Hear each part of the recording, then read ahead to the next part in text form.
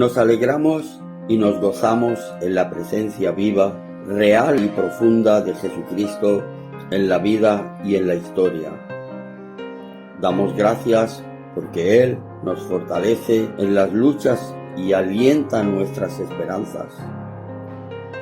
Hemos venido respondiendo al Evangelio del amor de Dios en Jesucristo. Venimos de muy diversos lugares y de muy diferentes culturas, pero a pesar de nuestras diferencias, nos sentimos unidos a los fieles de todos los tiempos, lenguas y razas, y juntos queremos alabar al Dios de amor y poder. Y Dios nos enviará para ser sus ayudantes, instrumentos suyos para servir a la humanidad, sembrar el Evangelio y resistir al mal. Dios promete perdonarnos y llenarnos de valor. Él promete estar con nosotros en este mundo y el venidero. Amén.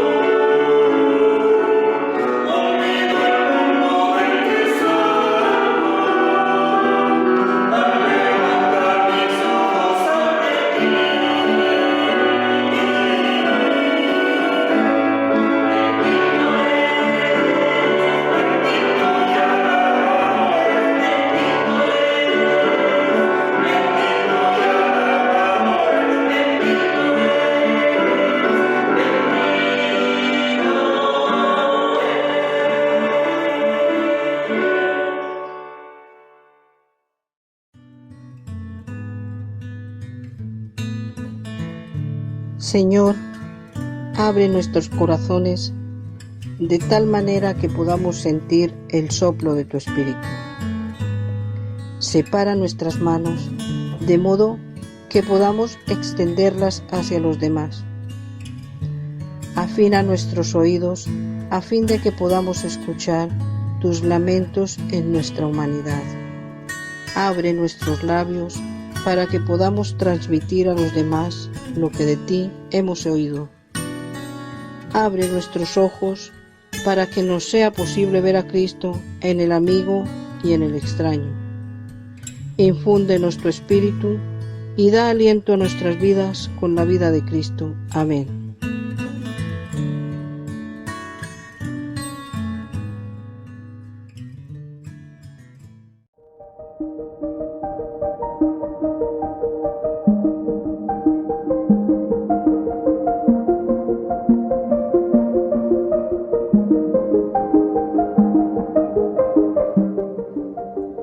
A ti, Señor, elevo mi clamor desde las profundidades del abismo. Escucha, Señor, mi voz. Estén atentos tus oídos a mi voz suplicante. Si tú, Señor, tuvieras en cuenta los pecados ¿Quién, Señor, sería declarado inocente? Pero en ti se halla perdón, y por eso eres venerado. Espero al Señor, lo espero con toda el alma. En su palabra he puesto mi esperanza. Espero al Señor con toda el alma, más que los centinelas la mañana. Como esperan los centinelas la mañana, así tú, pueblo, espera al Señor, porque en Él hay amor inagotable. En Él hay plena redención. Él mismo redimirá a su pueblo de todos sus pecados.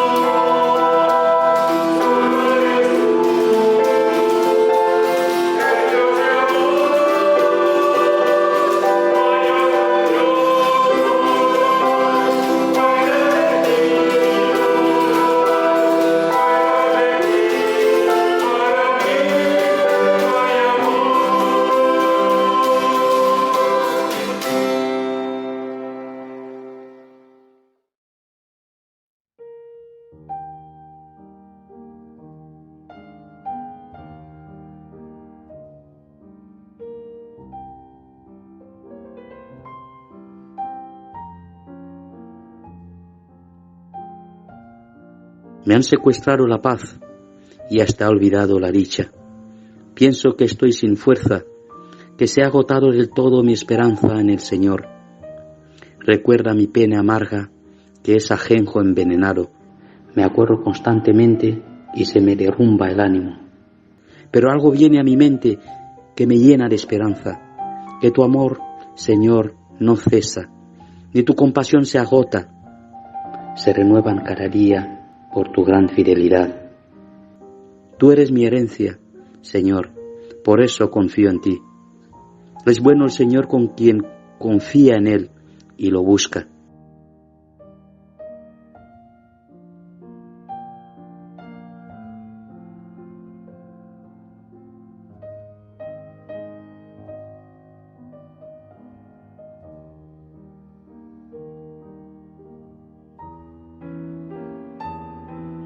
Destacáis en todo, en fe, en elocuencia, en conocimiento, en entusiasmo y en el cariño que nos profesáis. Después, a ver si destacáis también en lo que se refiere a la colecta. No se trata de ninguna imposición, sino que a la vista del entusiasmo de los demás, quiero comprobar la autenticidad de vuestro amor. Ya conocéis cuál fue la generosidad de nuestro Señor Jesucristo. Siendo rico como era, se hizo pobre por vosotros, para enriqueceros con su pobreza. Si la disposición es buena, a nadie se le piden imposibles. Lo que dé es bien recibido, porque tampoco se trata de que vosotros paséis estrecheces para que otros vivan holgadamente. Se trata de atenerse a un criterio de equidad, que en este momento vuestra abundancia remedie su necesidad, para que su abundancia remedie en su día vuestra necesidad. De este modo reinará la igualdad.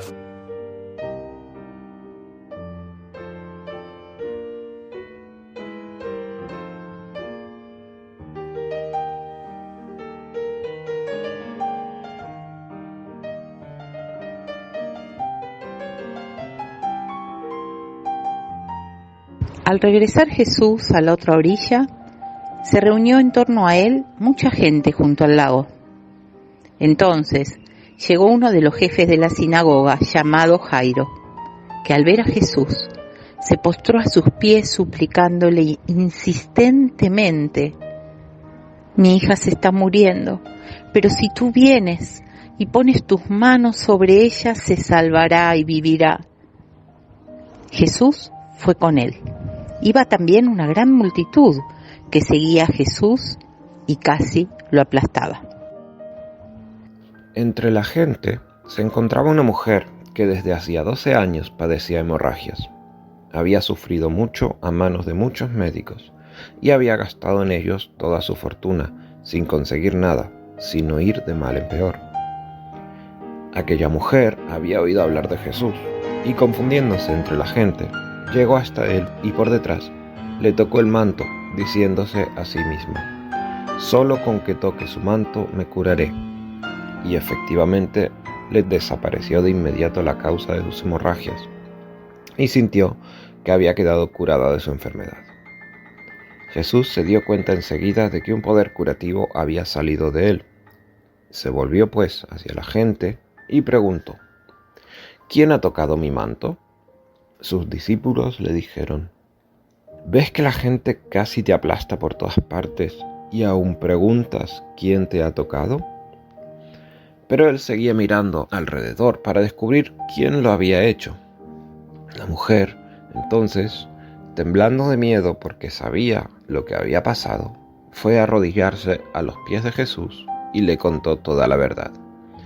Jesús le dijo: «Hija, tu fe te ha salvado. Vete en paz, libre ya de tu enfermedad».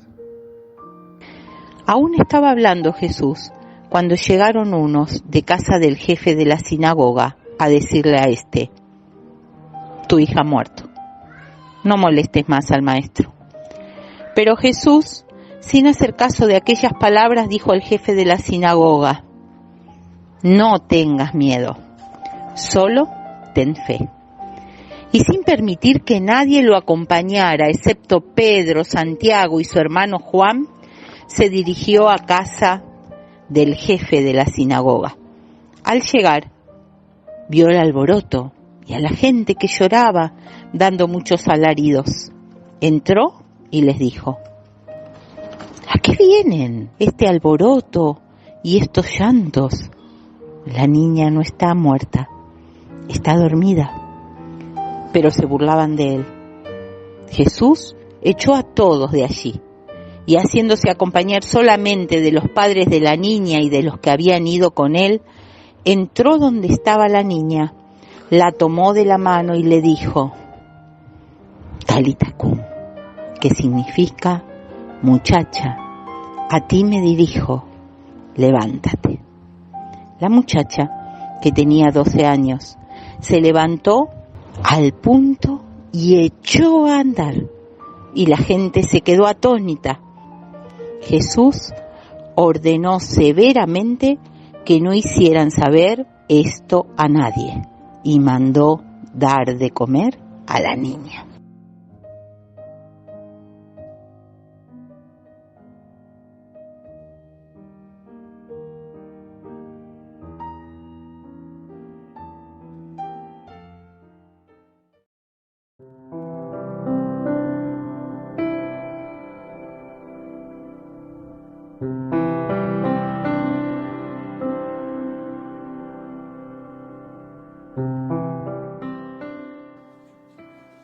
Que la gracia de Dios ilumine nuestras mentes y abra nuestros corazones a su amor.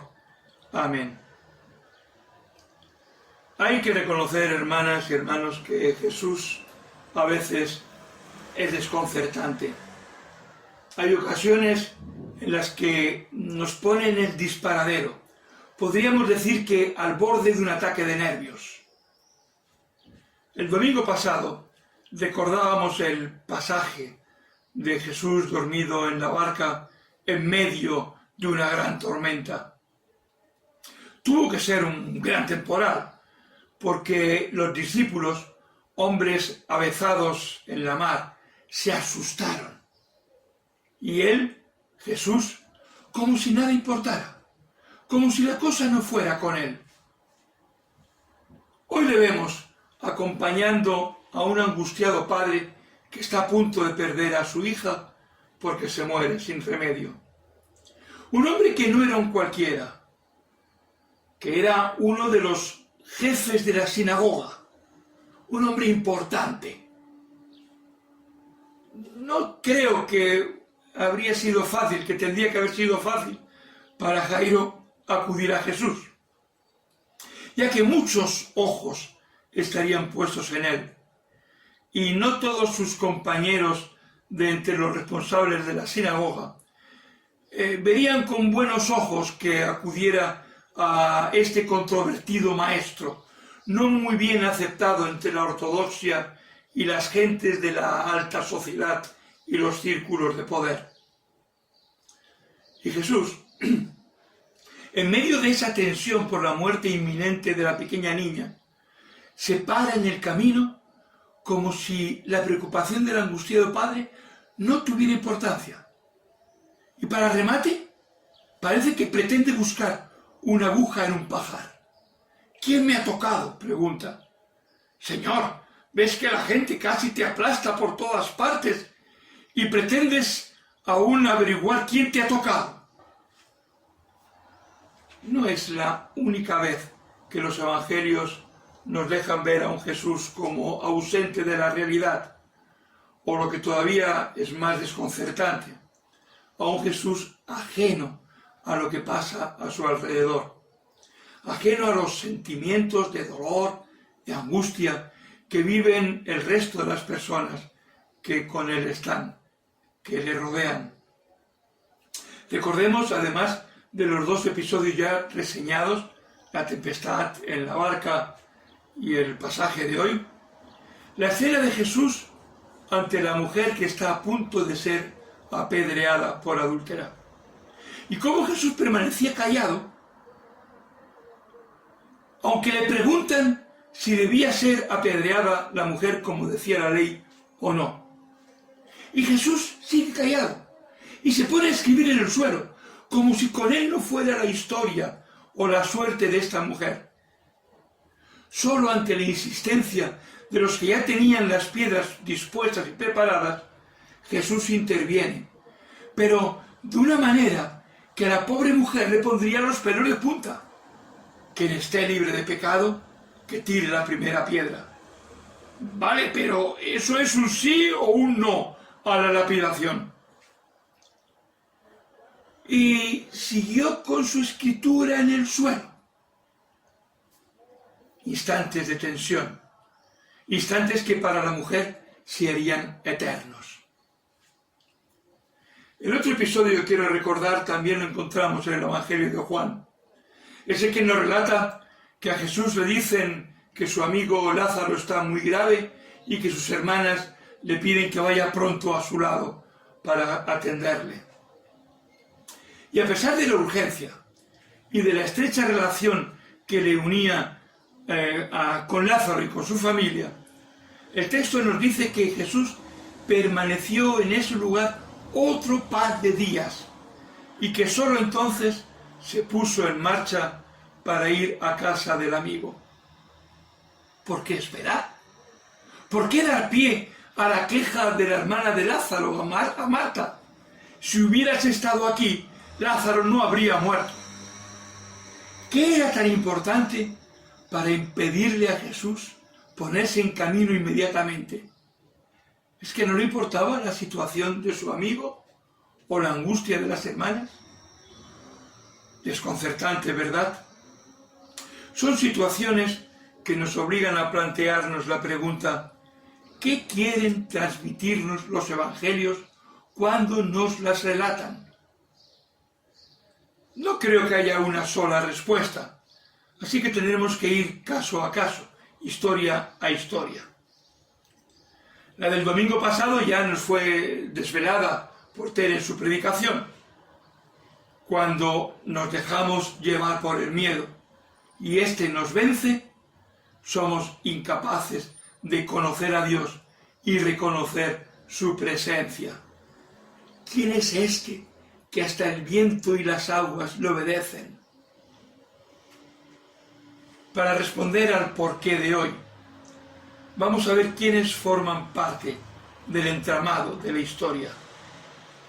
Como ya hemos señalado antes, Jairo era una persona importante, de las que pueden dar prestigio al grupo que cuente con su presencia. Podemos imaginarnos a los discípulos contentos tan solo con pensar que si Jesús salvaba a la hija del jefe de la sinagoga, esto sería un importante espaldarazo a la fama y prestigio de Jesús, y por ende de ellos mismos. Sin duda, Jairo sería un buen fichaje para la causa. Pero todo pasaba porque Jesús se mostrara receptivo a su petición y la niña fuera sanada. El otro personaje que interviene en este relato es todo lo contrario. No era un varón, era una mujer. No era alguien de la élite social, era alguien anónimo, que formaba parte de la masa del pueblo. No podía aportar prestigio, sino todo lo contrario. Era una persona impura. El flujo menstrual era causa de impureza para la mujer, al tiempo que para muchos toda enfermedad podía ser considerada como un castigo divino por un pecado propio o heredado, vaya usted a saber. Esta mujer formaba parte del grupo de personas excluidas, y no por razones particulares o concretas, sino simplemente por pertenecer al sector de personas que nadie tiene en cuenta, personas sin nombre ni posibles, una más entre los muchos. Nadie habría reparado en ella si no hubiera sido porque Jesús detuvo la comitiva para localizarla. Porque Jesús sí se dio cuenta de que allí había alguien que, como Jairo, también le necesitaba y también confiaba en su poder. Pero ella pensaba que solo con tocarle. Ella pensaba que, como era una persona tan insignificante, al lado, sobre todo, de alguien tan importante como el jefe de la sinagoga, el maestro no iba a dedicarle ni un solo instante, ni un solo minuto. Y es que, hermanos, los círculos de exclusión están tan profundamente arraigados en las mentes y en las conciencias de nuestra sociedad que nadie, ni siquiera los propios excluidos, los cuestiona. Seguro que todos habéis oído frases como: siempre ha habido pobres, siempre ha habido ricos, los pobres abajo, los ricos arriba. Es la voluntad de Dios, y los que aquí lloran, allí reirán. Pues Jesús, en pasajes como este, nos muestra cuán alejado está esta línea de pensamiento de la voluntad de Dios. Él sí reconoce la necesidad del olvidado y rompe el círculo de exclusión. Más aún, invita a que los propios excluidos rompan los círculos que los segregan. ¿Quién me ha tocado? No aparece como una pregunta inquisitorial para localizar al que se atrevió a apropiarse sin permiso de algo que no le correspondía, o para darle una buena regañina por haberse molestado, por haberle molestado e interrumpido su camino. No, es una llamada a que la mujer se haga visible, que salga de su invisibilidad y rompa la exclusión que ha padecido. Una invitación a que se haga presente en la conciencia del pueblo y de la gente. La mujer aceptó la invitación de Jesús y, venciendo su miedo y su vergüenza, hizo oír su voz. Jesús rompió una vez más el muro que separa a los seres humanos. La salvación es el gran regalo de Dios para toda persona que en Él confía y cree. No sanó a la mujer el poder mágico de un manto, ni la creencia supersticiosa en objetos sagrados convertidos en talismanes. La razón de su sanación fue la fe mostrada por la mujer, más allá de toda comprensión, lógica, méritos o merecimientos. Una fe que la impulsó a esperar lo que otros le habían dicho que era imposible. La fe, la esperanza contra toda evidencia, es el gran milagro que libera de la enfermedad, de la exclusión, del pecado. Los discípulos han recibido una gran lección que también nosotros debemos recibir y aprender. Para Dios no hay barreras que separan a los seres humanos, ni los invisibilizan, ni los hace ser excluidos. Y es también una seria advertencia para los discípulos, y por ello también para nosotros, de que no seamos agentes que levantan y apuntalan los muros de segregación que este mundo construye. Es una seria llamada para que nos cuestionemos quiénes son hoy las personas que, como esa mujer, desde la exclusión, buscan la salvación que los libere de su exclusión, de su condición de impureza.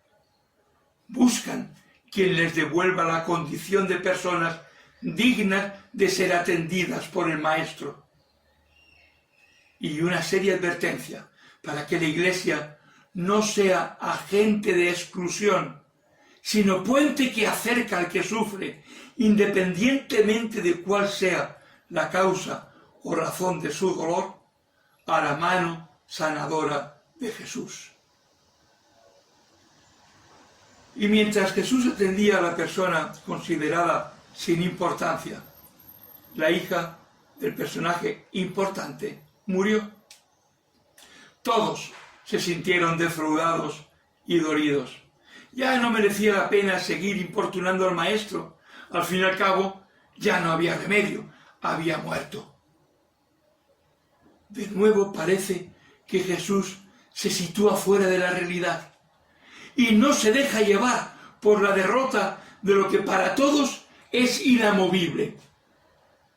Qué importante es ese sin hacer caso de aquellas palabras que nos dice el texto del Evangelio.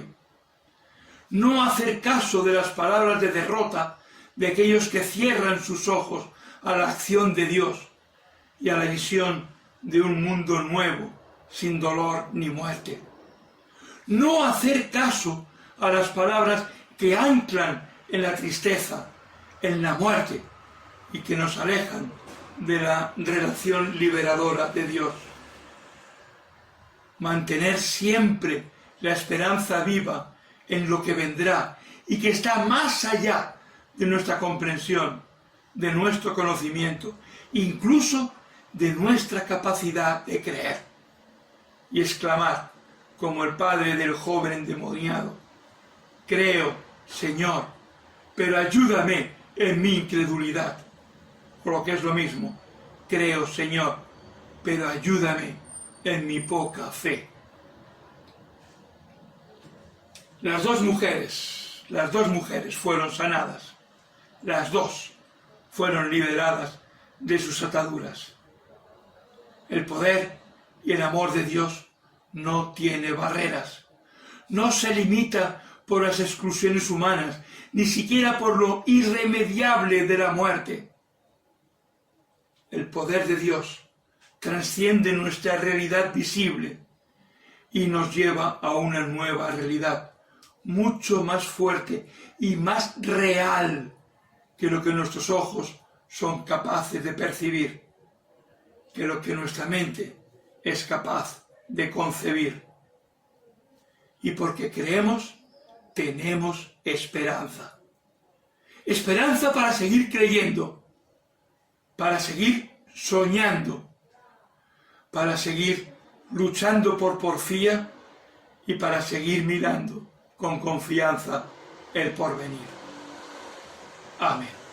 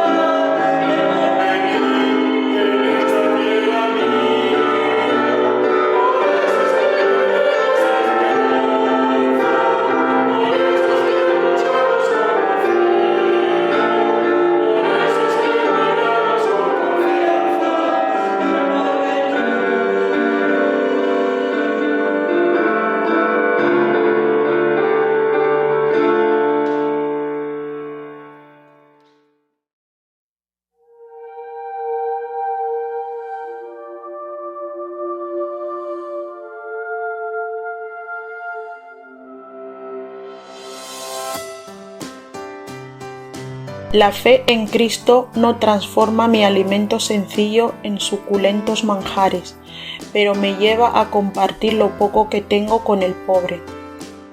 La fe en Cristo no convierte mi modesta casa en un palacio de lujo, pero me ayuda a ser feliz en la vivienda que tengo. La fe en Cristo no rodea mi cabeza con la aureola de un santo, pero me levanta y me purifica cuando haya tropezado y caído en pecado. La fe en Cristo no me garantiza una vida que dura 100 años, pero me alienta a vivir una vida plena al servicio del prójimo. La fe en Cristo no me traslada a la morada de los ángeles, pero trae a Cristo a mi corazón. La fe en Cristo no me enorgullece por el hecho de creer en Él, sino me hace humilde para recibir su gracia. La fe en Cristo no me evita la muerte, pero me da la certeza de la resurrección y la comunidad de los santos. Señor, te agradezco poder creer en ti. Mi fe depende de ti desde el comienzo hasta el fin. Fortalece mi fe para que pueda dar testimonio de tu amor. Amén.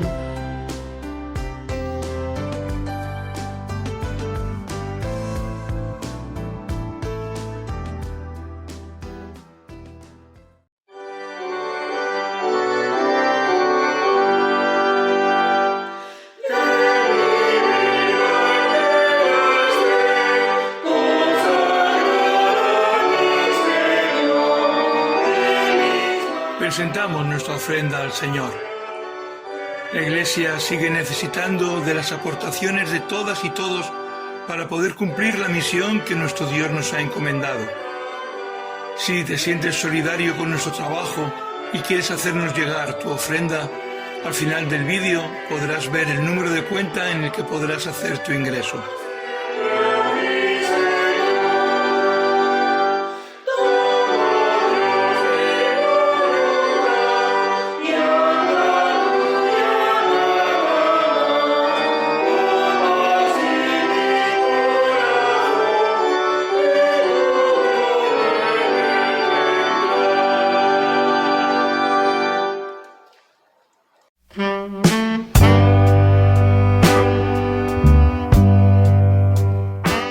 Damos gracias a Dios porque Él nos da la libertad de manifestarle nuestras necesidades y esperar de Él comprensión en nuestras limitaciones y alivio en nuestros apuros. Gracias porque sabiéndonos aceptados y atendidos por nuestro Dios, podemos aceptar y atender a nuestro prójimo también en sus carencias y necesidades.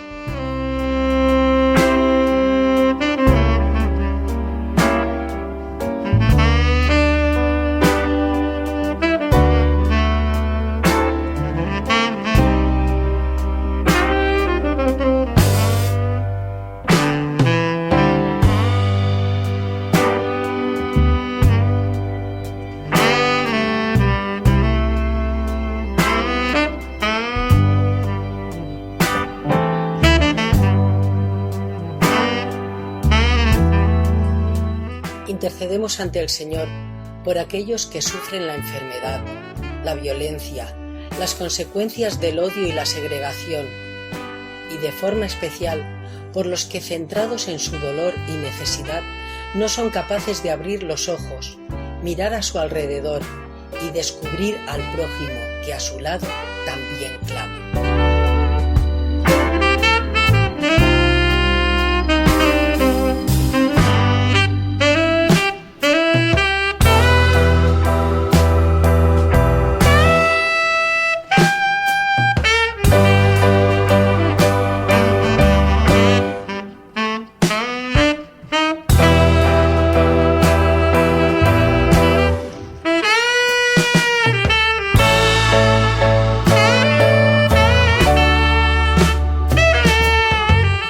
Y terminamos este tiempo de acción de gracias y de intercesión uniéndonos en la oración que aprendimos de nuestro Señor Jesús. Padre nuestro que estás en los cielos, santificado sea tu nombre. Venga tu reino. Hágase tu voluntad como en el cielo, así también en la tierra. El pan nuestro de cada día, dánoslo hoy.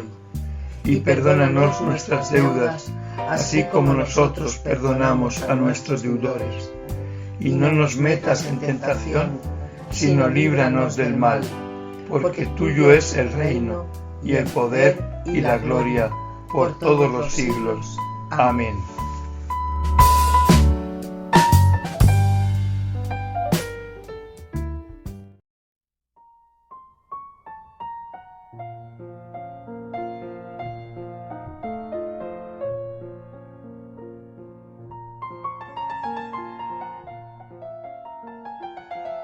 Tengamos siempre valor para no ocultar nuestro dolor y seamos siempre atrevidos para atravesarnos en el camino de Jesús. Seamos siempre animosos para romper los círculos de exclusión y enfrentarnos a toda forma de opresión, injusticia y violencia. Siempre tengamos firmeza para hacernos oír. Seamos intrépidos para vencer los muros de quienes nos quieren lejos del Maestro. No menospreciemos la dignidad de luchar por nuestro pan y levantemos la mirada para ver de frente a quienes buscan arrebatarnos esa dignidad y que siempre, siempre mantengamos la esperanza en lo que vendrá.